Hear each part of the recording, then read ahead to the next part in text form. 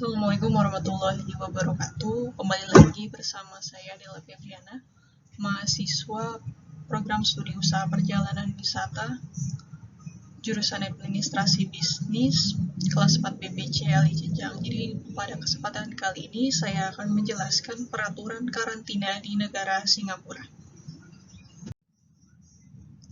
Jadi karantina itu adalah tempat pengasingan atau tindakan sebagai upaya pencegahan masuk dan tersebarnya hama dan penyakit atau organisme yang mengganggu dari luar negeri dan dari suatu area ke area lain dari dalam negeri atau keluarnya dari wilayah suatu negara.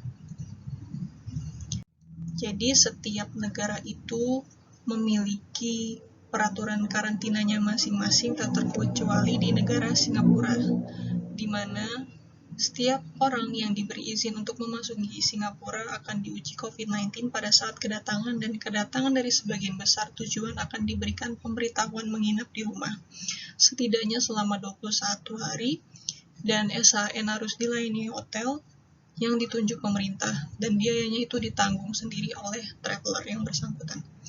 Kemudian sejumlah negara yang telah ditetapkan sebagai berisiko rendah akan diterbitkan dengan 7 hari SHN, atau bisa juga tanpa SHN. Jadi kedatangan dari negara ini juga akan diizinkan untuk melakukan karantina di kediaman mereka jika berlaku.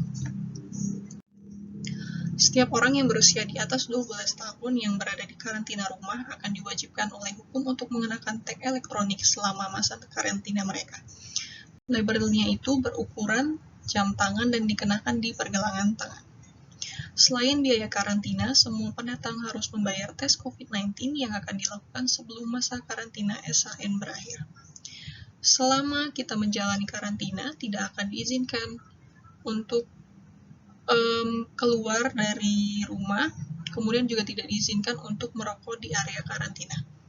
Masa karantina itu tidak dapat dikurangi, bahkan jika ingin meninggalkan Singapura pada saat masa karantina akan dikenakan denda dan hukuman penjara hingga 6 bulan lamanya.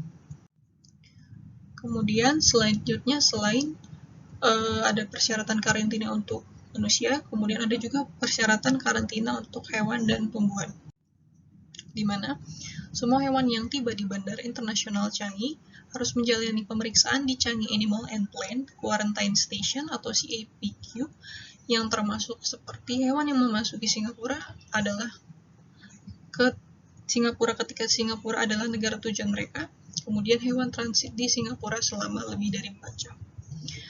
Inspeksi di CAPQ, di mana akan petugas melakukan pemeriksaan hewan peliharaan dan memeriksa dokumen yang menyertainya, seperti lisensi impor yang diterbitkan AVS, kemudian catatan vaksinasi, kemudian laporan laboratorium tingkat antibodi rabies hewan, kemudian sertifikat kesehatan hewan yang disetujui pemerintah yang dikeluarkan oleh negara pengekspor, dan yang terakhir itu adalah hewan peliharaan yang tidak perlu dikarantina akan dilepaskan jika sehat secara klinis dan semua persyaratan impor terpenuhi. Kemudian ada peraturan untuk tanaman, di mana membawa tanaman dan produk tanaman ke Singapura itu diperbolehkan, namun hama dan penyakit tanaman yang mungkin menyertai tanaman dan produk tanaman ini dapat berdampak buruk pada ekosistem lokal dan flora fauna asli Singapura, sehingga Singapura memiliki persyaratan untuk tanaman dan produk tanaman yang ingin kita bawa. Persyaratan yang sama ini juga berlaku bagi pedagang komersial. Barang yang dibutuhkan antara lain adalah sertifikat fitosanitasi yang dikeluarkan oleh negara pengekspor, kemudian izin impor sites yang diterbitkan NPARKS, kemudian izin impor yang dikeluarkan NPARKS, kemudian sertifikat fitosanitasi untuk mengimpor bahan tanaman karena sertifikat tersebut menyatakan bahwa tanaman atau produk tanaman sesuai dengan persyaratan fitosanitasi saat ini di negara pengimpor. Nah, setiap persyaratan impor kesehatan tanaman, kita harus mengecek dulu apa saja persyaratan yang diperlukan, seperti tanaman pisang, singkong, jeruk, biji coklat, kelapa, kopi, kapas, kelapa sawit, dan lain sebagainya. Setiap tanaman-tanaman ini memiliki persyaratannya masing-masing, jadi bisa akses langsung secara lengkap di laman website www.nparks.gov.sg. Demikianlah yang bisa saya sampaikan dari materi karantina di negara Singapura.